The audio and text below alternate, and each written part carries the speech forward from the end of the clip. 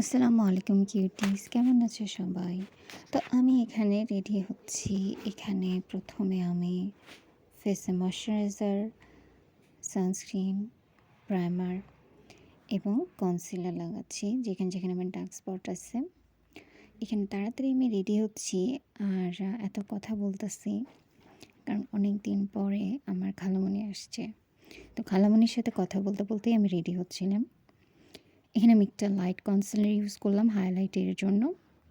আমার কাজিনের সাথে আমি এখানে ঝগড়া করছিলাম আমার মেকআপ করা দেখে সে খুব হাসতেছিল।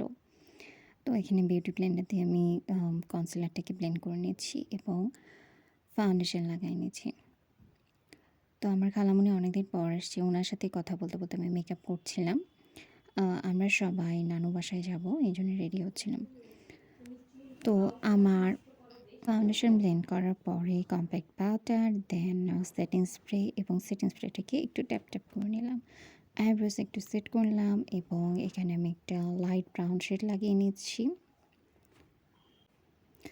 দেন আমি সিলভার এবং ব্লু কালারের একটা ড্রেস পরছিলাম।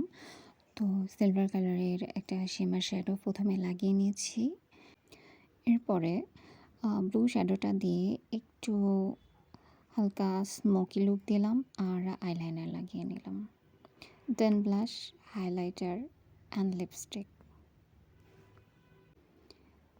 অ্যান্ড হোয়াইট কাজল, যা আমার লাগাতে খুব ভালো লাগে।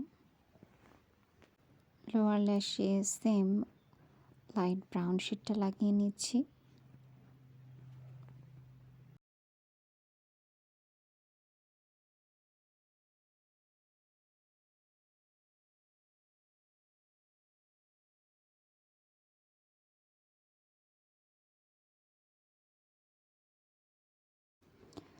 আর চোখের ইনার কর্নারে হাইলাইটিংয়ের জন্য একটা হোয়াইট কালারের শ্যাডো দিচ্ছি, দেন মাস্কারা।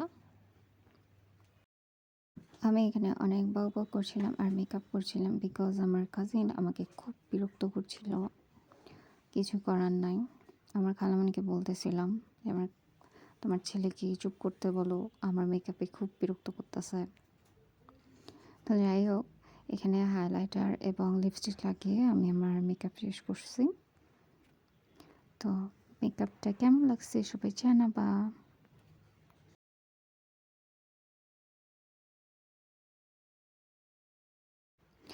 আর হালকাভাবে আমি একটু স্ট্রেটনার দিয়ে চুলটাকে স্ট্রেট করে নিয়েছিলাম।